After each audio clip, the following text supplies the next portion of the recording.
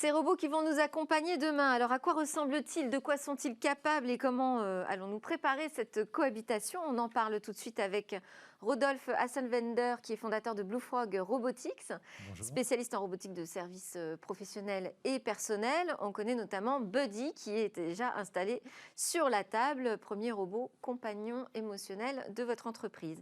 Et puis également autour de cette table, Fabien Kaplanas, directeur commercial Axine Robotique. Alors vous êtes venu avec votre robot de téléprésence Hubo, qui est assis debout d'ailleurs, à côté de moi, et qui est présent dans des collèges, dans des organisations et dans des entreprises déjà utilisées.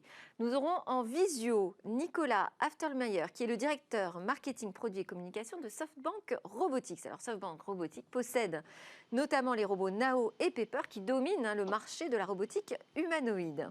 On va démarrer ensemble, Rodolphe Assenwender, Blue Frog Robotics. Alors, on va vous demander déjà de nous présenter Buddy pour ceux qui ne l'auraient pas déjà croisé dans un salon ou en démonstration. Déjà, juste Blue Frog Robotics, en effet, nous on fait des robots compagnons émotionnels. J'insiste sur le côté émotionnel parce que pour nous, c'est la clé d'acceptabilité de l'adoption de masse des robots. Et des robots Robot for Good, comme on dit, donc qui vont faire le bien autour d'eux, améliorer la vie de tout le monde. Et qui ne vont pas remplacer les humains, mais plutôt les augmenter, les Alors assister. ça, on verra après. Mais déjà, Buddy. Et donc, voilà, notre premier produit, c'est Buddy. Donc, Buddy, les robots compagnons émotionnels. Et donc, un robot qui fait 60 cm de haut, avec lequel on va pouvoir interagir, donc par la voix, en le caressant, par les mouvements. Il a un comportement qui est autonome, c'est-à-dire qu'il se balade tout seul chez vous. Il est capable d'interagir automatiquement avec les gens ou en fonction de... Avec Stevie Wonder, on me dit par exemple. Par exemple, en effet. Ça, c'était assez magique. C'est en effet une bonne anecdote qu'on a pu vivre à Las Vegas pendant le CES où Stevie Wonder est venu et a caressé le robot, parlé au robot et ça s'est fait de façon totalement naturelle. D'accord. C'était assez magique. Bon, alors deuxième robot en plateau, on va présenter Hubo. Hubo, il n'a pas exactement le même format, il est assez grand, hein. Alors, Hubo, c'est un robot télésocial. Sa vocation, c'est de projeter les personnes distantes pour qu'elles soient en quasi-présentiel. On va parler de la dernière étape peut-être avant l'ubiquité. Oui. Il est très neutre. Sa vocation, c'est vraiment de devenir l'avatar de la personne distante. Donc un avatar incarné physiquement. Exactement. Et c'est pour ça que c'était important aussi qu'il puisse se tenir debout. Oui, il fait 1m60. Il fait 1m60, donc une taille intermédiaire. Et on va cesser de voir l'outil, le robot, pour ne plus voir que la personne distante. Et donc la personne, on la voit quoi? À travers l'écran? À travers cet écran tactile de 13 pouces. Là, on est en mode attente, donc on est sur une page web, quelle qu'elle soit. On va pouvoir s'en servir comme borne d'accueil aussi, en attendant une communication avec la personne. Et on voit ici un petit écran. Alors, merci. On a des modes d'expression non verbaux. On a par exemple une tête qui s'incline et qui tourne. La tête bouge comme une personne, ce qui rajoute encore à l'expérience augmentée de communication. Et on a ce panneau LED qui va permettre d'envoyer des emojis, de l'information, pourquoi pas du fléchage. C'est complètement paramétrable. On est sur une base Android. Donc ce robot, il a vraiment vocation à embarquer tous les softs du marché ou custom. Bon, alors, je précise juste qu'on ne les a pas activés pour pouvoir discuter tranquillement. Donc les enfants vont se tenir sages. On va donner la parole à Nicolas Aftermeyer, directeur marketing produit chez SoftBank Robotics. Bonjour. Bonjour Delphine. Merci et d'être bonjour à mes avec confrères nous Fabien et en Rodolphe. visio. Alors, je mets mes lunettes, mais je crois apercevoir à côté de vous Pepper. Absolument, donc je suis au travail, je suis un peu tout seul au travail d'ailleurs ce matin, mais par contre j'ai la compagnie de mon robot favori évidemment, donc Pepper, qui est un robot qui a été annoncé en 2014. Donc c'est un petit peu le doyen des robots humanoïdes, et c'est un robot qui a aujourd'hui une nouvelle fonction qu'on va vous dévoiler tout à l'heure. Alors le doyen, il y a quand même Nao comme doyen. Absolument. Alors Nao, c'était il y a 15 ans. Ça Ouais. ne nous rajeunit pas, Delphine, vous avez tout à fait raison. C'était effectivement le robot conçu à Paris par Aldebaran Robotics. Et puis depuis, on a été racheté par le groupe SoftBank. Donc nous sommes une entreprise franco-japonaise. Et alors, Pepper est issu de ce mariage. Pourquoi axer votre développement sur des robots humanoïdes qui ont vraiment la forme humaine avec 2 jambes, 2 bras, une tête, alors qu'on voit qu'il y a des versions très différentes?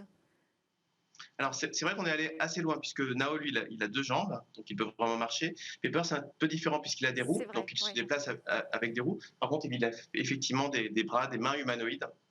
Toute l'idée derrière Pepper, c'est d'avoir un robot qui est vraiment un robot dont on a rêvé dans la science-fiction et qui existe aujourd'hui. Donc, si je me tourne vers lui, il va tourner sa tête pour me regarder. Il va interagir avec moi. Et puis, il y avait un codec tactile. Alors, ça, c'était avant le Covid, où effectivement, on avait des enfants ou des personnes âgées qui aimaient bien le prendre dans leur bras, le toucher.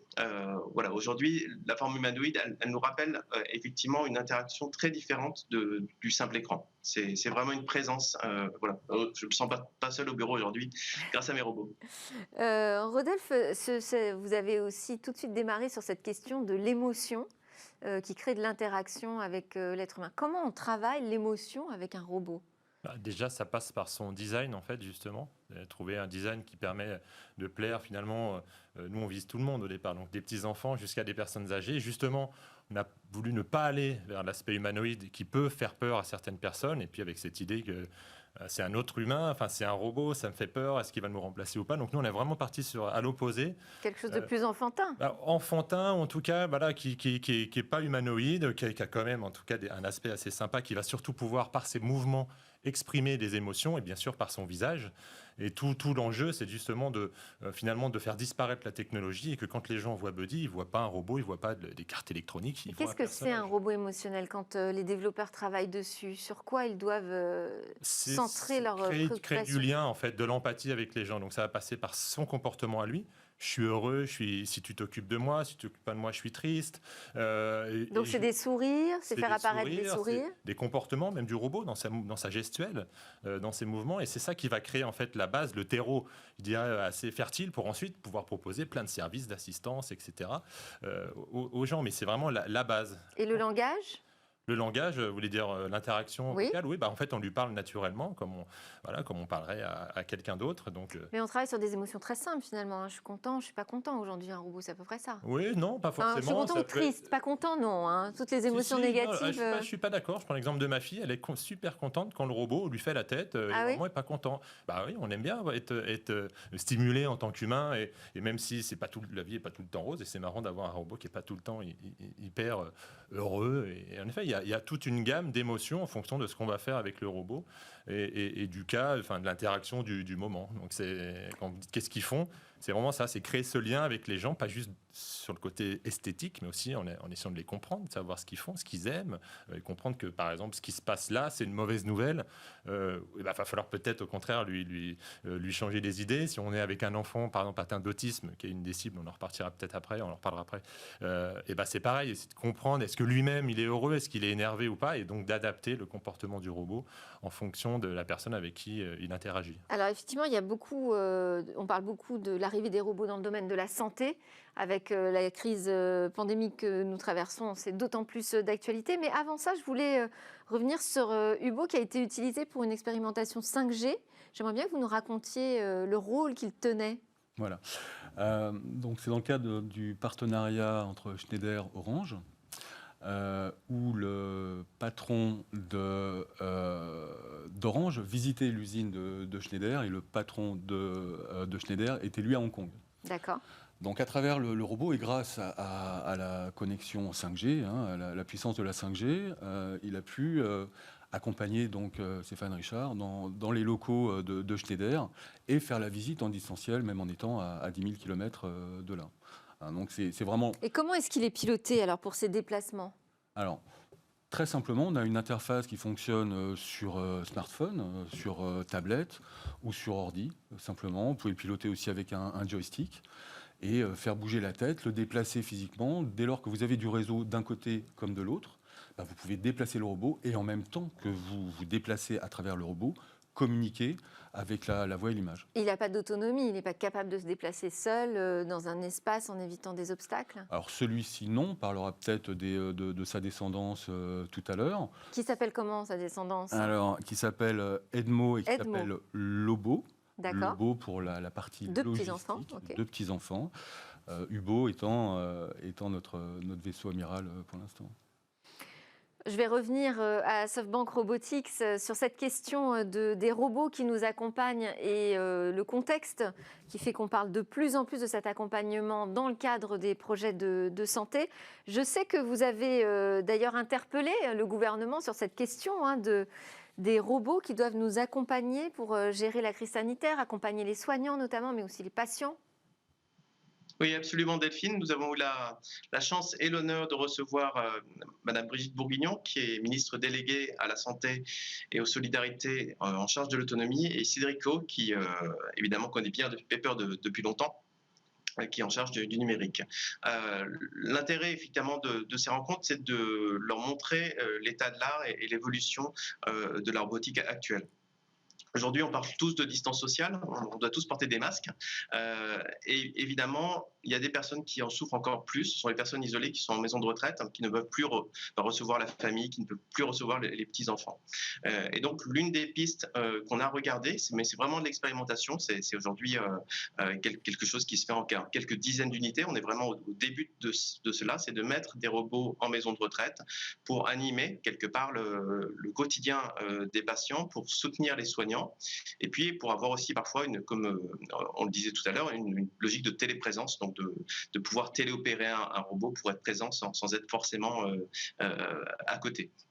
Donc ça, c'est nouveau et on a voulu discuter avec le gouvernement de ce point-là parce qu'on est vraiment encore aujourd'hui à la recherche d'expérimentation. C'est vraiment le début. Donc on a quelques projets pilotes, mais il est temps d'aller plus loin. Et donc aujourd'hui, à la fois en Allemagne, en France, il est en train de se passer des choses plutôt positives pour que les robots prennent une place dans les EHPAD, dans ces lieux qui sont aujourd'hui des lieux un petit peu sans vie. Qu'est-ce qui fait que c'est aussi long? C'est parce que les budgets de la robotique sont très très élevés encore? Alors non, pas forcément. Le frein, il est plutôt culturel aujourd'hui. Un robot comme Pepper, ça coûte aujourd'hui 20 000 euros. Il y a évidemment toute une partie intégration, une partie de partenaires, une partie de travail sur l'interface de logiciels qu'on va mettre en place, on va dire localement évidemment. Ça ne va pas être la même chose en Italie qu'en France en termes de logiciels, par exemple, pour faire des quiz de culture générale.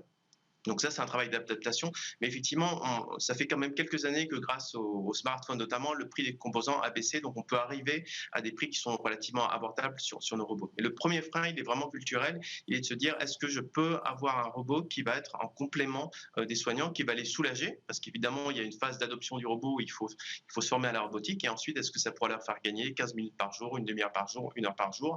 Et donc ça, il faut qu'on l'expérimente. Et il faut qu'on voit aussi quels sont les flux financiers qui pourront aider à faire démarrer la robotique. Je pense qu'on est tous autour du plateau, là, tous les trois, des pionniers de la robotique et des passionnés de la robotique, et on voit bien que le marché ne démarre pas aussi vite qu'on le voudrait. Donc on a besoin effectivement de ce type de soutien gouvernemental pour aller plus loin, plus vite. Oui, ça fait longtemps qu'on parle des robots de compagnons et c'est vrai qu'on tarde à les voir arriver plus proches de notre quotidien. Je vous ai vu réagir, Rodolphe, sur la question du coût, parce qu'en plus, on a des robots made in France. Là, autour du plateau. C'est un coût quand même quand on fabrique en France, nous dit-on. Et alors, quand on travaille sur de la robotique, il y a et toute l'ingénierie matérielle, les mouvements à travailler, mais aussi toute l'intelligence artificielle. On n'a pas un problème de coût aujourd'hui sur la robotique? C'est un enjeu, mais c'est aussi notre cheval de bataille, en tout cas chez Blue Frog, c'est de démocratiser la robotique. C'est pour ça qu'en effet, on veut passer d'une époque, en effet, quand on voulait tester les robots, il fallait avoir tout de suite des budgets importants, comme le dire SoftBank. Il y a le prix du robot, peut-être 20 000 euros, voire et plus, tout ce qui va derrière, les développements. Nous, on est vraiment sur un positionnement beaucoup plus accessible, puisque notre offre avec Buddy commence à partir de 2 000 euros. Donc, c'est beaucoup plus facile pour nos futurs partenaires B2B, les partenaires qu'on a déjà, de se projeter à la fois pour faire des expérimentations, mais pas que. C'était un peu le biais aujourd'hui de la robotique. On met des robots, c'est sympa. Finalement, qu'est-ce qui fait qu'on passe le cap et que vraiment on les déploie? Souvent, c'est quand même une problématique budgétaire. Or là, un robot qui est au prix d'un bel ordinateur, j'allais dire, il n'y a aucun problème pour ensuite aller déployer ça dans des EHPAD, dans des écoles et près de tous nos partenaires qui voudront utiliser des solutions à base de robots pour enrichir leurs offres, etc. Après, il faut trouver les bons usages. Vous, donc vous avez 3 robots, Hubo, Edmo et Lobo. Quels usages vous voyez déjà aujourd'hui nous faire penser que ce sont les premiers marchés qui vont prendre pour la robotique? Les marchés historiques, du moins pour Hubo, ça a été l'enseignement pour l'enfant malade ou empêché qui peut, depuis chez lui ou l'hôpital, piloter le robot en salle de cours et communiquer, conserver du lien social avec ses camarades. Et là, ça veut dire quoi? C'est l'éducation nationale qu'il faut convaincre? Notamment. Ça doit être compliqué, j'imagine. Il y a oui, effectivement, mais je pense que En tout cas, ça peut prendre un peu de temps. ça peut. Et qu'est-ce qu'on a d'autre comme marchés qui sont attaquables peut-être un peu plus facilement? Le marché des seniors, la silver economy, évidemment, avec les EHPAD, où on a besoin de liens familial, de liens social. On a besoin de pouvoir parler avec nos parents, nos anciens, lorsqu'on est loin, et eux ont besoin de nous entendre, d'échanger pour éviter le phénomène de glissement qui est vraiment critique en ce moment. Donc, là aussi, c'est un vrai problème de budget, parce que déjà, les EHPAD coûtent très cher pour les familles. c'est toujours une histoire de financement, effectivement. Après, on peut les imaginer aussi en assistance à domicile? Absolument, en maintien à domicile. C'est une des vocations justement du robot, de pouvoir maintenir nos anciens à domicile ou les personnes empêchées. Et dans ce cas, comment on gère le risque? Parce qu'en fait, il y a plusieurs risques quand même. C'est peut-être aussi un des freins, hein, messieurs. Il y a le risque déjà de la confusion, de se dire est-ce que je m'adresse à un robot ou à un père, à un humain? Ça, c'est un premier risque peut-être avec le robot humanoïde. Le deuxième risque, c'est le risque physique. Le risque que le robot fasse des choses dangereuses, tombe. Alors, sur ce robot, évidemment, on a des sécurités, on a des dispositifs anti-collision, anti-chute, pour éviter que le robot aille choquer contre les personnes et les objets. Ça, c'est une difficulté quand même quand on travaille dans la robotique. Si je peux me permettre, je pense que vous insistez sur le fait quels sont les freins aujourd'hui. Et je trouve qu'autant, moi j'ai créé la boîte il y a 6 ans, à l'époque où le marché n'existait pas. Et il fallait convaincre. Aujourd'hui, tout a changé, et encore plus avec la Covid, qui a mis en lumière tous les besoins qui émergent de la crise sanitaire, d'isolement social, etc. Et aujourd'hui, on voit 2020, quelque part, était un peu une période charnière pour nous tous, je pense, où on voit qu'il y a un vrai intérêt, les gens se posent beaucoup moins de questions et veulent intégrer des solutions robotiques. En effet, à domicile, c'est ce qu'on fait avec Buddy pour permettre de faire du lien social, de sécuriser les personnes âgées, fragilisées à domicile. C'est un exemple parmi d'autres, mais il y a beaucoup moins de freins. Je pense qu'il y a même plus. Et 2020, pourquoi 2020 ? Parce que le Covid aidant, on a observé une vraie dédiabolisation de la robotique. On se rend compte que la robotique, ça nous sert à continuer à travailler, ça nous permet de continuer d'échanger en respectant la distanciation. On peut conserver son emploi. Les gens qui faisaient des visites d'usine, j'ai un exemple très concret, plutôt que de perdre leur job, ils ont conservé leur job parce que c'est eux qui s'occupent des visites à travers le robot, par exemple. Ouais, donc en fait, c'est le même mouvement que le mouvement du télétravail. Ça accompagne cette ce qu'on dit digitalisation de la société. C'est exactement ça. Alors, de toute façon, on voit dans le monde du travail et même partout, la Covid a changé, et je pense définitivement, en tout cas pour vraiment très très long terme, nos habitudes. On utilise le digital maintenant pour tout, alors qu'avant, il y avait encore des freins. Et la robotique s'inscrit dans cette révolution du digital, dans le changement de nos habitudes, nos modes de vie. Et voilà, la robotique, c'est un peu l'incarnation de tout ça dans un objet qui, en plus, peut être sexy et mignon. Mais clairement, il y a vraiment un changement en 2020 avec cette crise sanitaire qui change nos habitudes.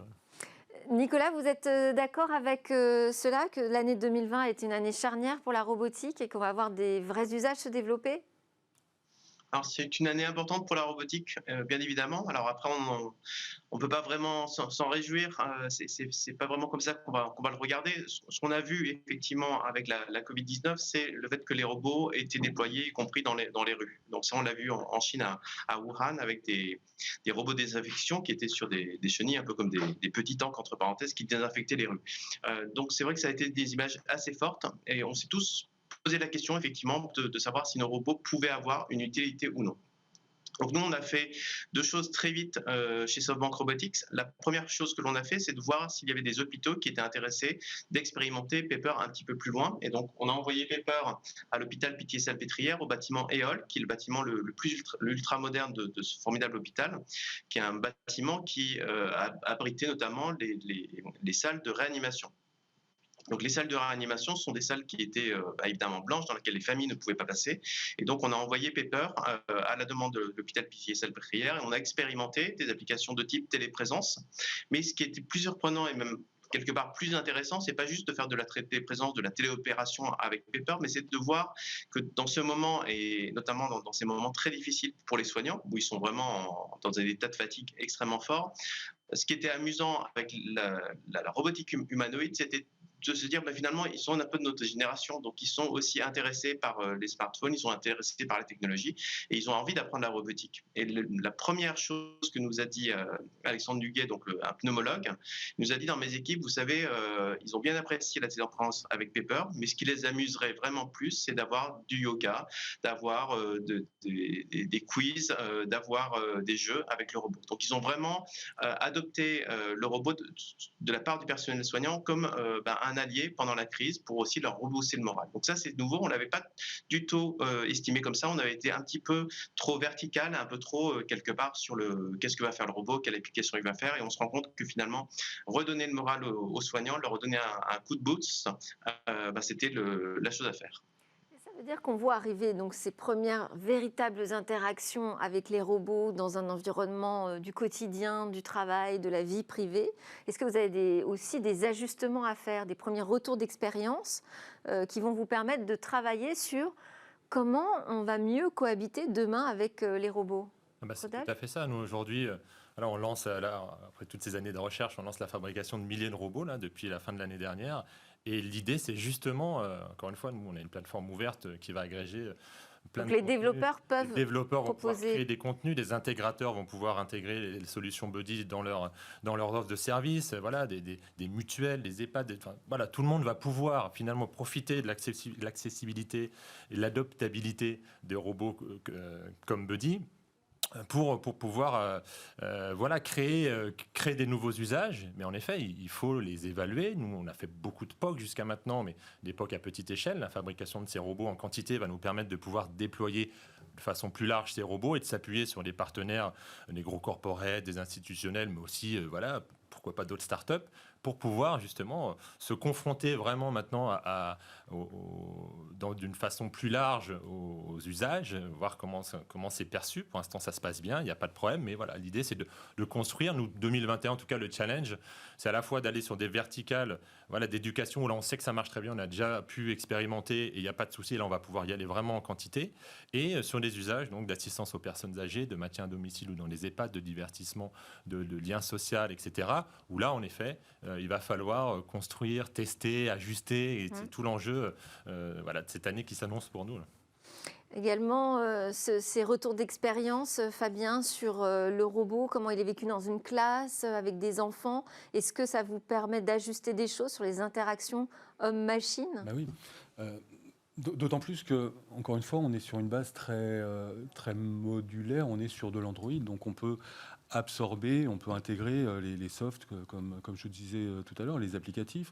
Dans le médical également, on va pouvoir intégrer, et ça c'est un des gros challenges qu'on se donne à court terme, on va parler de la télémédecine, des téléconsultations.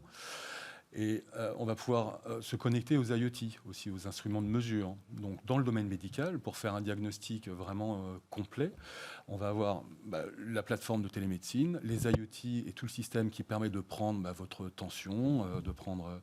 tous les dispositifs médicaux connectés, donc ? Absolument, et de faire un diagnostic à distance complet et de très grande qualité.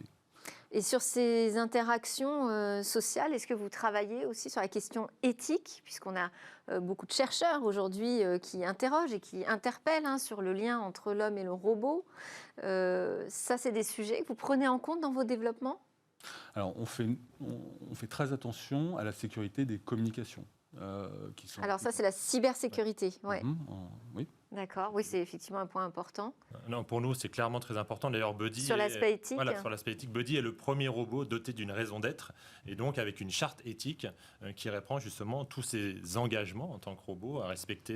Attention à éviter les biais quand on crée des chartes robotiques. En fait, on a la chance de travailler avec un avocat qui s'appelle Alain Bensoussan, qui qui connaît bien le sujet. Tout ça, et qui est justement aussi qui pousse cette problématique éthique sur les robots. Alors, on arrive à la fin fin du temps imparti pour ce talk. Je voulais juste donner la parole avant de terminer à Nicolas à nouveau pour parler de Nao quand même, puisque c'est notre pionnier français, le premier robot humanoïde français.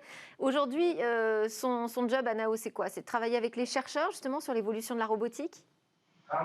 Alors, Nao est effectivement plutôt vendu en éducation.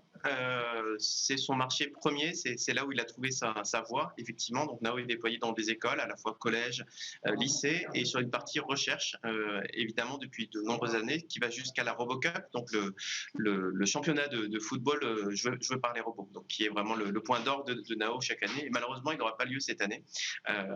Donc, Nao reste évidemment notre fer de lance sur la partie éducation. Mais il a aussi eu un rôle en EHPAD. Je suis obligée de vous couper, juste pas de présentiel non plus pour les robots. Donc voilà, on a compris que cette année 2020, c'était une année charnière pour la robotique. Et là, on entre dans la phase de l'épreuve de la cohabitation à suivre donc, dans SmartTech. Merci beaucoup, Nicolas Aftermeyer, directeur marketing, produits et communication chez SoftBank Robotics, d'avoir été avec nous en visio.